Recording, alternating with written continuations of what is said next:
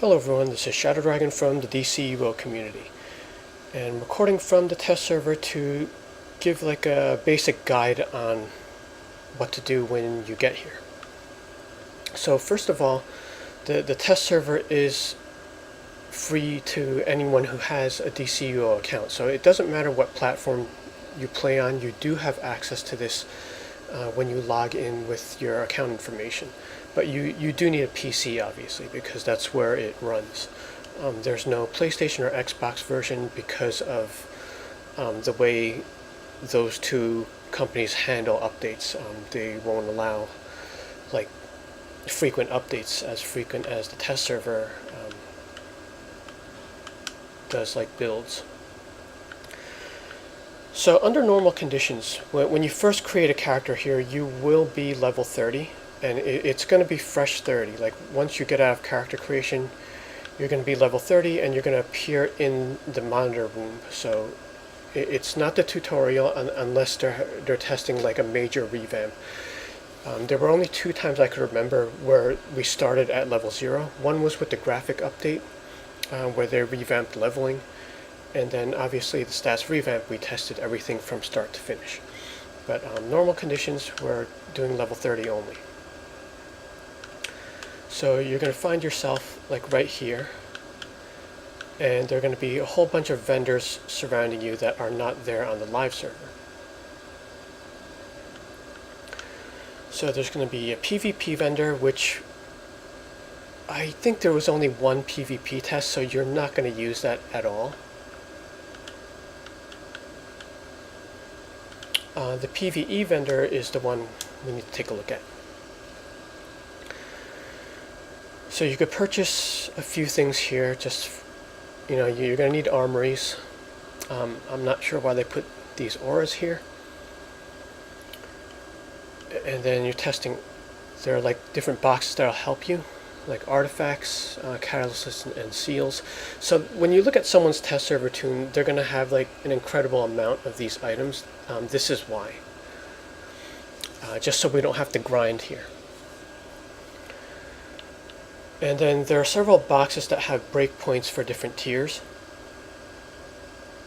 And they're just going to add to these whenever we get new content.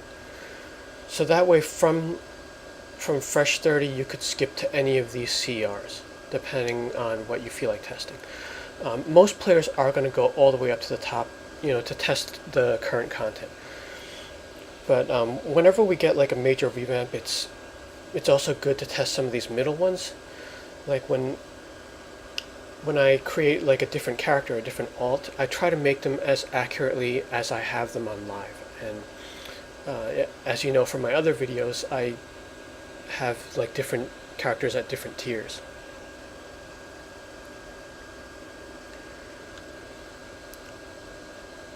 And the other important thing is this test server PvE currency. So that's also kind of like a box, and when you open it, it's going to give you a whole bunch of relevant currency. And for most of them, it does fill you up. So that way you could buy like whatever styles you want, or if you're trying to get your CR to a certain exact point, it'll allow you to buy any of the vendor gear. So again, when you see a test server toon, you're going to see like a lot of maxed out items here. And that's kind of how you know it's the test server. Like no one realistically would have these if you were on live. Also, it will fill you up on whatever the current seasonal is that's on the test server. So if I opened it up now, well actually there is no seasonal current. But if we happen to be in summer, it would be the sand dollars that would fill up.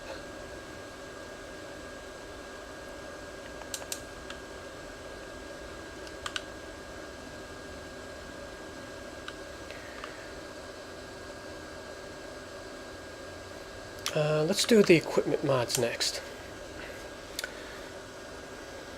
So this has like a bunch of the scraps for testing, and let's see, it's got some plans here.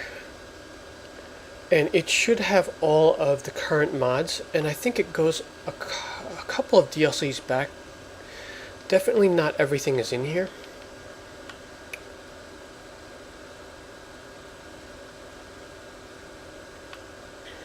I would say most people test with Olympian and up anyway. Although it would be nice to have everything in here because of the way different people build. You know, there's the common beta mods, you know, just to get the innates. Yeah, so this only has Olympian and up, and it's got the generator mods too. So I would say you can build most characters and mod them almost the same way as you have on live.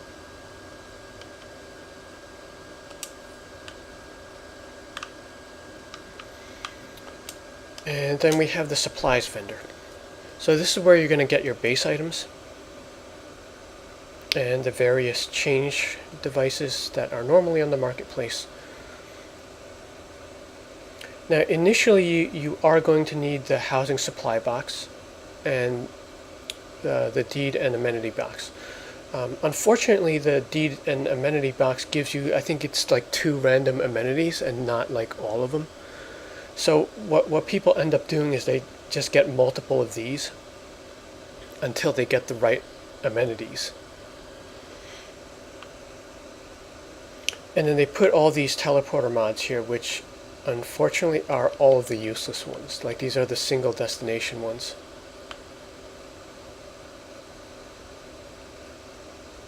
Now again, for convenience, they should just give us the 2 cities, urgent war fronts, and bases and league halls, because that's typically what we all end up with. Like these are just temporary mods, really. Like as soon as you get your base, you just put these in just for prestige, and then you get rid of them as soon as you get the good ones.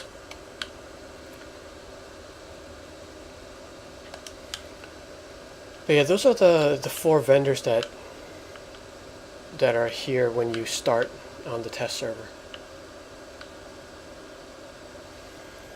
But other than that, I think that's pretty much it. On the villain side, it's the same thing. You're going to see the 4 vendors in the middle of the Hall of Doom in that circular room.